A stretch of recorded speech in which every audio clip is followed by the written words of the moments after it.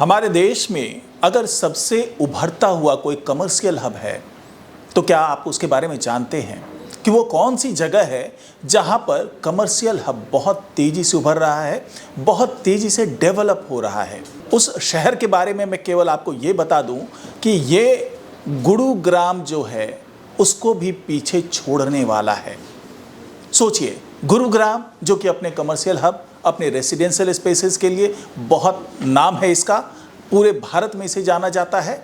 लेकिन जिस शहर की बात मैं आज कर रहा हूं वो ना सिर्फ गुरुग्राम को पीछे छोड़ेगा बल्कि मुंबई और बेंगलुरु जैसी जगह को भी पीछे छोड़ने वाला है। और उसके पीछे है यहाँ की जो कनेक्टिविटी है, यहाँ पर जो डेवलपमेंट हो रहा है, यहाँ पर जो ग्लोबल प्रोजेक्ट्स आ रहे हैं, यहाँ पर जो जायंट्स कंपनी आ रही हैं, वो इसके पीछे या फिर कह लें कि इसके तेजी से डेवलप होने के पीछे का राज है। तो आखिरकार वो कौन सा शहर है जहाँ पर बहुत तेज़ी से डेवलपमेंट भी हो रहा है और जहाँ पर अगर आप इन्वेस्ट करते हैं आज की तारीख में तो आपको बहुत बेहतर रिटर्न भी मिलने वाला है। तो उसके बारे में चर्चा होगी आज के इस वीडियो में, तो इस वीडियो को आखिर तक जरूर देखिएगा। नमस्कार, मैं हूँ डॉक्टर सुरजीत सिंह और आप देख रहे हैं प्रॉपर्टी चालीसा। अगर आपने अभी तक इस चैनल को सब्सक्राइब नहीं किया है तो सब्सक्राइब कर लीजिए और अगर आपको ये वीडियो अच्छा लगे इसको लाइक कीजिए, शेयर कीजिए और कमेंट जरूर कीजिए।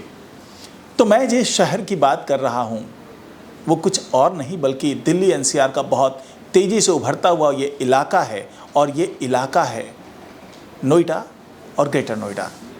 अब आप कहेंगे कि ये तो पहले से बहुत तेज़ी से डेवलप होता हुआ शहर है, लेकिन जब भी कंपैरिजन किया जाता है तो इसे गुरुग्राम से नीचे के पायदान पर रखा जाता है।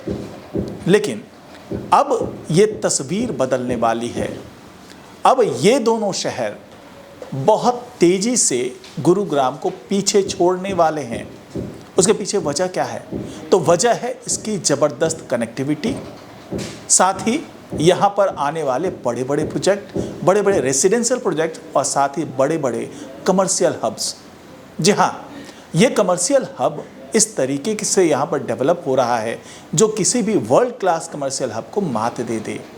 अभी तक हमारे यहाँ जब भी कमर्शियल हब की बात होती थी तो मुंबई और बेंगलुरु की बात होती थी या फिर दिल्ली एनसीआर की बात करें तो यहाँ पर बात होती थी गुरुग्राम की।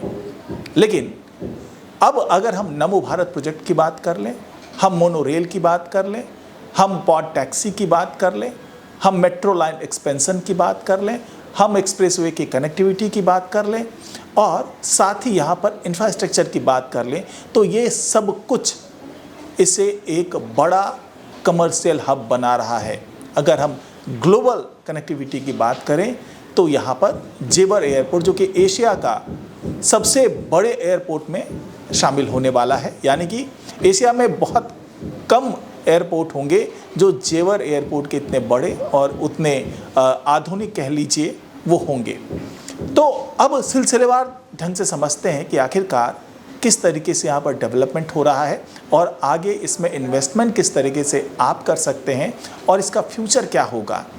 तो मैं आपको बताऊं कि सबसे पहले अगर हम बात कर लेते हैं कनेक्टिविटी की, तो यहाँ पर जेवर एयरपोर्ट जो कि ग्लोबल कनेक्टिविटी के लिए है। दूसरी बात कर लेते हैं एफएनजी की बात कर लेते हैं, उसके बारे में भी एक वीडियो पहले आ चुका है, आप जाकर के देख जरूर लीजिएगा हमारी गैलरी में, वहाँ पर आपको एफएनजी के बारे में बहुत विस्तार से चर्चा मिल जाएगी। तो एफएनजी के आसपास का इलाका भी बहुत तेज़ी से डेवलप हो रहा है, यानी कि फरीदाबाद, नोएडा और गाजियाबाद को कनेक्ट करने के लिए ये एफएनजी तैयार किया जा रहा है। अब थोड़ा सा काम बाकी है जो कि बहुत जल्दी ही उसे भी पूरा कर लिया जाएगा, यानी कि ये 56 किलोमीटर लंबा एक्सप्रेसवे है जो कि ये हाईवे है 19 NH 90 और नोएडा ग्रेटर नोएडा एक्सप्रेसवे, इन तीनों को कनेक्ट करता हुआ ये एफएनजी है। अब यहाँ पर सवाल उठता है कि एफएनजी के बारे में तो आपको पहले बता दिया, अब दूसरे कनेक्टिविटीज़ कौन हैं? तो वो मैं आपको बता दूं कि जो दूसरा कनेक्टिविटी है नमो भारत प्रोजेक्ट जो है ये गुरुग्राम से शुरू होकर के करीब 65 किलोमीटर लंबा ये प्रोजेक्ट तैयार हो रहा है। 65 किलोमीटर लंबे इस प्रोजेक्ट में गुरुग्राम से इसकी शुरुआत होगी और ये फरीदाबाद को कनेक्ट करेगा, साथ ही ये ग्रेटर नोएडा को कनेक्ट करेगा, साथ ही ये नोएडा को भी कनेक्ट करेगा, यानी कि 132 148 वाला सेक्टर जो है वहाँ पर ये कनेक्ट कर रहा होगा, 168 सेक्टर जो है उसको कनेक्ट कर रहा होगा। साथ ही फरीदाबाद की बात करें तो वहाँ पर बाटा चौक का जो इलाका है वहाँ पर इसका स्टेशन बनेगा। उधर इफ़को चौक के आसपास से गुरुग्राम से इसकी शुरुआत होती हुई नज़र आएगी। यानी कि ये नमो भारत प्रोजेक्ट जहाँ पर ट्रेन की स्पीड 180 किलोमीटर प्रति घंटा की होगी, वो आप मान के चलिए कि 65 किलोमीटर का ये जो ट्रैक है, ये कितनी जल्दी अगर 180 किलोमीटर की रफ्तार से यहाँ पर ट्रेन चलेगी तो कितनी जल्दी आप गुरुग्राम से नोएडा और ग्रेटर नोएडा पे आप आ सकते हैं। अब यहाँ पर बात आती है मोनोरेल की। तो मोनोरेल एक ऐसा प्रोजेक्ट है जो एयरपोर्ट को और जो नोएडा के तमाम सेक्टर्स हैं जहां पर मेट्रो प्रोजेक्ट नहीं आ रहा है, उस सभी सेक्टर को, ग्रेटर नोएडा के सभी सेक्टर को इस मोनोरेल के माध्यम से जोड़ा जाएगा। अब एक और कनेक्टिविटी है, वो है पॉड टैक्सी की। तो पॉड टैक्सी की सुविधा वर्ल्ड क्लास सुविधा है ये आपको जो जेवर एयरपोर्ट है उसके आसपास से आपको ये सर्विसेज मिलना शुरू हो जाएगी और वो आपको ग्रेटर नोएडा और नोएडा से कनेक्ट करता हुआ नज़र आएगा। अब बात कर लेते हैं मेट्रो लाइन एक्सपेंशंस की। जी हाँ, चाहे वो जेवर एयरपोर्ट हो, चाहे ग्रेटर नोएडा हो, चाहे जो नोएडा का इलाका है, यहाँ तक कि नोएडा एक्सटेंशन का इलाका है, तो ये सभी इलाके मेट्रो लाइन के एक्सपेंशन से जुड़ने वाले हैं। चाहे वो वायलेट लाइन की बात कर लें, चाहे जो दूसरे और भी प्रस्तावित योजनाएं हैं उसके तहत ये जो तमाम शहर हैं, ग्रेटर नोएडा से लेकर के हम कह लें जेवर एयरपोर्ट की तरफ वाला इलाका, जो यमुना एक्सप्रेसवे के आसपास का इलाका है, वहाँ पर जो नई नई सिटीज़ बस रही हैं, वहाँ पे जो नए नए सेक्टर्स बस रहे हैं, उसको पूरा ही कनेक्टिविटी मिल रही है उसकी। नोएडा से भी, ग्रेटर नोएडा से भी, गाज़ियाबाद से भी, नोएडा एक्सटेंशन से भी ये सारी कनेक्टिविटी मिलने जा रही है। अब यहाँ पर सवाल ये उठता है कि क्या केवल यही कनेक्टिविटी काफ़ी है या फिर यहाँ पर कुछ और भी ऐसे प्रोजेक्ट्स हैं जो पूरे इलाके को बहुत ज़्यादा डेवलप करने वाले हैं और यहाँ पर आपका इन्वेस्टमेंट कई फोल्ड में बढ़ने वाला है। तो उसकी बात करें तो यहाँ पर चाहे विप्रो की बात कर लें, चाहे HCL की बात कर लें, चाहे इन्फोसिस की बात कर लें, या कुछ और भी ऐसे ITs कंपनी हैं या कह लें कि जाइंट कंपनीज़ हैं जो यहाँ पर इन्वेस्टमेंट करने वाली है, बड़े बड़े प्रोजेक्ट लेकर के वो यहाँ पर आ रही है। और साथ ही यहाँ पर कई इलाके ऐसे हैं जहाँ पर बड़े बड़े जो डाटा सेंटर सपोर्ट सिस्टम है वो सब तैयार होने वाले हैं, क्योंकि डाटा सेंटर अभी तक ज़्यादातर मामलों में ये देखा गया था कि वो बेंगलुरु और मुंबई जैसे बड़े जो शहर हैं या फिर कुछ इलाके दिल्ली के हैं या गुरुग्राम में भी कई डाटा सेंटर लॉन्च किए गए थे, वहाँ पर खुले थे, जिसके कारण वहाँ का डेवलपमेंट बहुत तेज़ी से हुआ था। लेकिन ये तमाम चीज़ें, खास करके जिसकी बात मैं कर रहा हूँ कि डाटा सेंटर के जो सपोर्टिंग सिस्टम्स हैं, जो सपोर्टिंग सेंटर्स हैं, वो सब कुछ यहाँ पर तैयार होने वाला है। ये जो बड़ी कंपनी जिसके बारे में मैंने बताया, चाहे विप्रो की बात कर लें, HCL की बात कर लें, इन्फोसिस की बात कर लें, तो ये सभी जो हैं वो यहाँ पर डाटा सेंटर के काम में लगे हुए हैं। इसमें ये अनुमान लगाया जा रहा है करीब 15 मिलियन से लेकर 18 मिलियन स्क्वायर फीट की मांग होने वाली है इन डाटा सेंटर के लिए। तो सोचिए कि जिस जगह पर इतनी बड़ी चीज़ें, अब चाहे फिनटेक कंपनीज़ की बात कर लें या फिर वर्ल्ड क्लास यहाँ स्पेसिफिकेशंस की बात कर लें, तो वो तमाम चीज़ें आने वाले दिनों में नोएडा और ग्रेटर नोएडा में सब कुछ वो तैयार होने वाला है। और कई प्रोजेक्ट ऐसे हैं जिस पे जो वर्ल्ड क्लास डेवलपर्स हैं वो उसमें इन्वॉल्व हैं। चाहे हम बात कर लेते हैं एली साहब की बात कर लेते हैं, हम चाहे बात जैकब की कर लेते हैं, चाहे बात हम ट्रम्प टावर की कर लेते हैं, तो ये जो बड़े बड़े वर्ल्ड क्लास डेवलपर्स हैं वो अब नोएडा और ग्रेटर नोएडा में अपने प्रोजेक्ट्स को ले करके आ रहे हैं।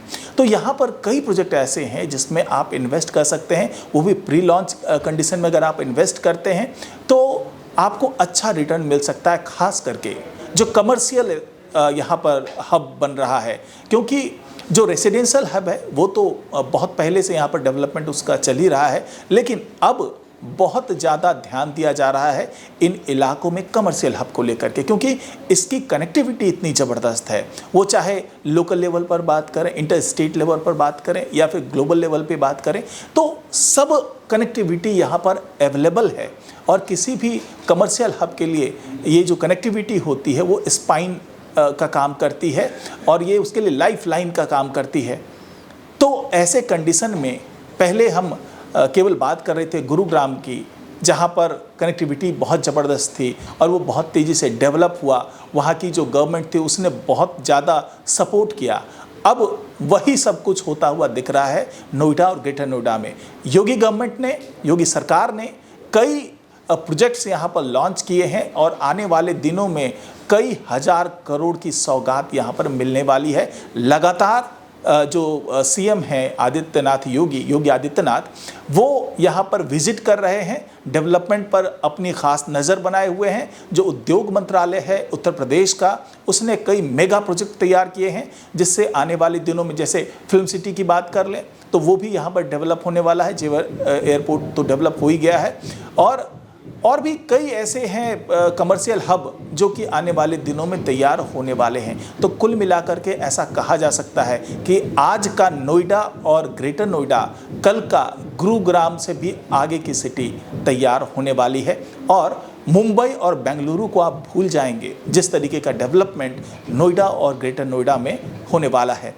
तो अगर आपको यहाँ पर किसी ब्रांड में इन्वेस्ट करना है या फिर आपको इससे रिलेटेड कोई और जानकारी चाहिए या फिर आपको लगता है कि आपको हमारी मदद की ज़रूरत है यहाँ की लोकेलिटी को समझने में, यहाँ के प्रोजेक्ट को समझने में, यहाँ पर इन्वेस्टमेंट के बारे में अगर कुछ समझना चाह रहे हैं या फिर आप चाहते हैं कि आपको गाइडलाइन मिले, अच्छी आपको कहते हैं ना कि सलाह देने वाला कोई मिले, तो आप हमसे कनेक्ट हो सकते हैं। हमारे स्क्रीन पर जो नंबर दिख रहा है, फ़ोन नंबर जो दिख रहा है, उस पर आप कनेक्ट कर सकते हैं। हमारे कंसल्टेंट हैं, हमारे एक्सपर्ट्स हैं जो आपको गाइड करेंगे कि आपको इन इलाकों में अगर इन्वेस्ट करना है तो आप कैसे करेंगे। तो आज की रिपोर्ट में फ़िलहाल इतना ही। नमस्कार।